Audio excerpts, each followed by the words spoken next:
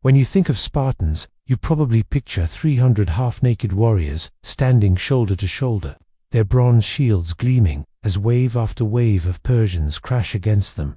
Thanks to Hollywood, the Spartans are remembered as fearless, muscle-bound soldiers who never surrendered. But the real story, it's far stranger, darker, and more fascinating than anything you've seen on screen. Sparta was not just a city of warriors, it was a society built on extreme discipline, slavery, and fear. A world where children were taken from their parents, where women had more freedom than almost anywhere else in ancient Greece, and where an entire population lived in terror of the people they had enslaved. This is the real Sparta, beyond the myth, beyond the movie, and beyond the legend of the 300. Sparta was founded in the Peloponnesus, in a fertile valley surrounded by mountains.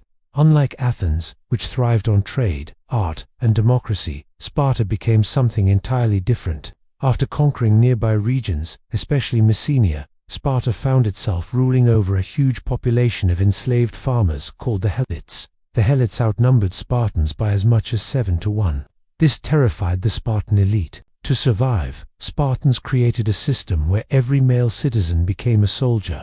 Every institution was designed to produce warriors and control the Helots through fear. Where Athens built temples and philosophy, Sparta built soldiers. Life as a Spartan began brutally. At birth, infants were inspected by elders. If a baby was considered weak or sickly, it might be abandoned on a hillside. Only the strong were allowed to survive. At age 7, boys left their families for the Agoge, Sparta's brutal military training system. In the Agoge, boys learned to fight, march, and endure pain. They were deliberately underfed, forced to steal food, but punished if caught. They trained barefoot, often in a single cloak, even in winter. They were encouraged to fight each other, often brutally, to toughen them. One famous story tells of a Spartan boy who hid a fox under his cloak. Rather than admit he had stolen it, he let the animal chew into his stomach until he collapsed and died, all to avoid showing weakness. From the moment they could walk, Spartans were being shaped into weapons. At 20, a man officially became a soldier, joining a military unit. Even if he married, he had to live in the barracks until age 30, eating and training with his fellow warriors. The daily routine was simple: endless drills with spear, sword, and shield, physical training to maintain peak condition, hunting, competitions, and mock battles. Spartan sayings reflect their culture. Mothers told their sons, "Come back with your shield, or on it." To surrender was unthinkable. Better death than dishonor. Spartan women, unlike other Greek women, had real influence. They managed estates while men were at war. They trained physically, believing strong women produced strong children.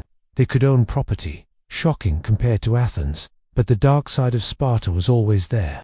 Its warrior society only worked because Helots did the farming and labor. But the Helots weren't just servants. They were an oppressed majority living under constant terror. Every year, the Spartan government declared war on the Helots, so Spartans could legally kill them without religious consequences. The Cryptia, a secret police of young Spartans, roamed the countryside, assassinating any Helots who looked rebellious or too strong. There were massive Helot revolts, one lasting decades, that nearly destroyed Sparta. This reality is almost never shown in the heroic stories. Behind every Spartan soldier stood dozens of enslaved workers whose lives kept the system running. The Spartans were free to train as warriors because others were forced to suffer in silence. In 480 BCE, the Persian king Xerxes invaded Greece with a massive army.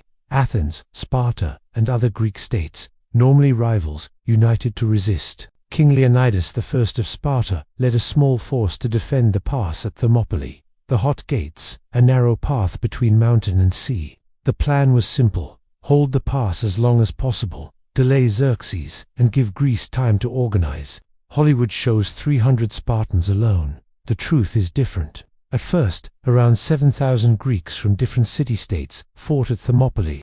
The Spartans were the backbone, but they weren't alone. For 2 days, the Greeks held the pass, using the narrow terrain to neutralize the Persians' huge numbers.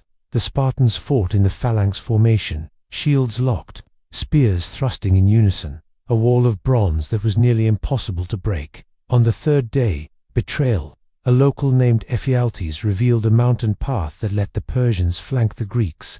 Realizing they were doomed, Leonidas dismissed most of the Greek army. He stayed behind with 300 Spartans, 700 Thespians, and 400 Thebans. The Thespians chose to stay and die with them. Surrounded, the Spartans fought to the death. Leonidas himself fell in battle. Their sacrifice didn't stop Xerxes immediately, but it inspired all of Greece. A few months later, at Salamis and then Plataea, the Persians were defeated. So yes, the Spartans were heroes.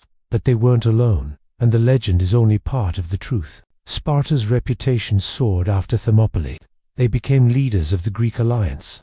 During the Peloponnesian War, Sparta fought Athens for decades. Eventually, with Persian gold, Sparta defeated Athens and briefly ruled Greece. But this golden age didn't last. Their rigid society, small population, and reliance on helots left them fragile. In 371 BCE, Sparta faced Thebes at the Battle of Lut. For the first time, the Spartan phalanx was broken. Thousands of Spartan warriors died, crippling their power. Over time, Sparta became just another small Greek city, overshadowed by Macedon under Philip II and then by Rome. Ironically, later rulers like the Romans admired the Spartan legend more than Spartans themselves. So, what's the truth of the Spartans? Yes, they were among the greatest warriors the world has ever seen. Their courage at Thermopylae is legendary, their training unmatched, their culture unique. But they were also a society built on cruelty, one that sacrificed freedom, art, and progress for the sake of discipline and fear. Their greatness came at a cost, paid by the helots, who lived in chains. The movie 300 gave us a myth, fearless heroes standing against impossible odds. The real Sparta gave us something more complicated, a reminder that even the strongest societies can fall, and that every legend hides a darker reality behind it. The Spartans may be gone, but their story, both the glory and the darkness, will never be forgotten. If you enjoyed this dive into Spartan history, subscribe for more hidden truths from the past, because the real stories of history are often even stranger than the legends.